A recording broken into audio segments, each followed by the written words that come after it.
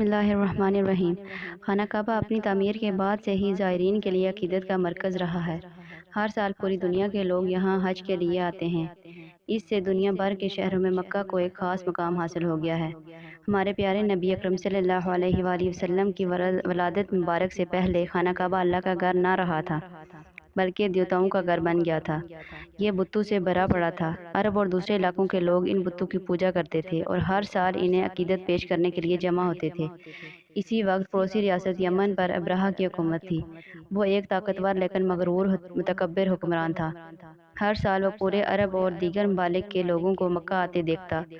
یہ بات اسے برداشت نہ ہوتی، کیونکہ مکہ والے نہ صرف زائرین کو رہائش، پانی، خوراک جیسی خدمات فراہم کرتے بلکہ ان کے ساتھ تجارت بھی کرتے۔ اس طرح حج نہ صرف ایک روحانی بلکہ ایک تجارتی اجتماع بھی بن جاتا۔ ابرہہ کو یہ دیکھ کر بے حد حسد ہوا۔ وہ چاہتا تھا کہ لوگ نذرانے کے اور طائف لے کر اس کے ملک آئیں۔ وہ جانتا تھا کہ لوگ خانہ کعبہ کی وجہ سے مکہ آتے ہیں۔ اس نے سوچا کہ یمن میں ایسی جگہ ہونی چاہیے۔ اس خیال کے تحت اس نے اپنے شہر میں ایک عظیم الشان عمارت بنوائی اور عرب کے نئے روحانی مرکز کے طور پر اس کو تشہیر شروع کر دی۔ اس نے دعویٰ کیا کہ اس کا معبد کعبہ سے بڑا اور بہتر ہے اور اس کا شہر مکہ سے زیادہ خوبصورت اور ترقی یافتہ ہے۔ اس نے تجارت کی خواہش رکھنے والوں کو اقتصادی مواقع فراہم کرنے کا وعدہ بھی کیا اور معبد کو زائرین کی توجہ کا مرکز بنانے کی ہر ممکن کوشش کی۔ لیکن لوگ تجارت کے موقع اور بہتر سہولیات کے لیے کعبہ میں نہیں آتے تھے۔ وہ عمارت کی شان و شوکت یا شہر کی ترقی کو سراہنے کے لیے نہیں آتے تھے، بلکہ وہ یہاں اس لیے آتے تھے کیونکہ یہ خدا کا گھر تھا۔ بے شک اللہ کے راستے سے بھٹک چکے تھے، مگر اب بھی کعبہ کی نہایت عزت و تکریم کرتے تھے۔ ابرہہ کے معبد میں کوئی نہ آیا، بلکہ لوگ اس دعوے کو سن کر بھڑک گئے۔ قریش سے تعلق رکھنے والے ایک آدمی یمن گیا۔ اس نے معبد پر گندگی ملی اور بھاگ آیا۔ اس پر ابرہہ طیش میں آ گیا۔ اس نے فیصلہ کر لیا مکہ پر حملہ کرے گا اور خانہ کعبہ کو تباہ کر دے گا۔ اس نے ایک بہت بڑی فوج اکٹھی کی اور مکہ کی طرف پیش قدمی کرنے لگا۔ یہ واقعہ اسی سال پیش آیا جس میں بعد میں حضور پاک صلی اللہ علیہ وآلہ وسلم پیدا ہوئے تھے۔ ابرہہ کی فوج کا بڑا حصہ ہاتھیوں پر مشتمل تھا۔ راستے میں کئی عرب قبائل نے اسے روکنے کی کوشش کی، مگر اس کی فوج اور ہاتھیوں کی قوت کے سامنے کوئی نہ ٹھہر سکا۔ اس وقت نبی اکرم صلی اللہ علیہ وآلہ وسلم کے دادا حضرت عبد المطلب خانہ کعبہ کے متولی کی خدمات انجام دے رہے تھے۔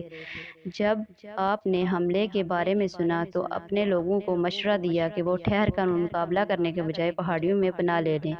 ان کا پختہ یقین تھا کہ اللہ اپنے گھر کی خود حفاظت کرے گا۔ یہی بات ان نے ابرہہ سے بھی کہی جب وہ اس سے اپنے ان اونٹوں کو واپسی کے لیے بات چیت کرنے گئے جو ابرہہ کی فوج پکڑ کر لے گئی تھی۔ لوگ شہر سے نکل گئے۔ حضرت عبد المطلب اپنے چند قریبی ساتھیوں کے ساتھ وہیں رہے اور ابرہہ کی فوج مکہ میں بڑھی۔ جب ابرہہ کا ہاتھی مکہ کی سرحد پر پہنچا تو بیٹھ گیا اور اس کو ذرا برابر بھی حرکت نہ کی، حالانکہ اس کو ہلانے کی پوری کوشش کی۔ اسی وقت ابابیل کا ایک جھنڈ نمودار ہوا۔ اس کی چونچ اور پنجوں میں مسور کی دال کے برابر کنکر دبے ہوئے تھے۔ ابابیلوں نے ابرہہ کی فوج پر ان کنکروں کی برسات کی۔ جس کسی کو بھی وہ پتھر لگا وہ اسی وقت یا تھوڑی دیر بعد ہلاک ہو گیا۔ ابرہہ یمن کی طرف بھاگا، لیکن اللہ کے بمباروں کے ہاتھوں بری طرح گھائل ہو گیا۔ اپنی سلطنت میں پہنچنے سے پہلے ہی اس کی جان نکل گئی۔ اس طرح ابرہہ کی موت ایک تنبیہ اور عبرت بن گئی۔ جو لوگ اللہ کے سامنے سرکشی دکھاتے ہیں، اذیت ناک زندگی اور ذلت آمیز موت ان کا مقدر میں لکھ دی جاتی ہے۔ جب اللہ آپ کو سبق سکھانے کا فیصلہ کر لے تو کوئی آپ کو نہیں بچا سکتا، چاہے آپ کتنے ہی طاقتور حکمران کیوں نہ ہو، آپ کی فوج کتنی ہی بڑی کیوں نہ ہو۔ اگر آپ کو ویڈیو اچھی لگی ہو تو اس کو سبسکرائب ضرور کر دیجیے گا۔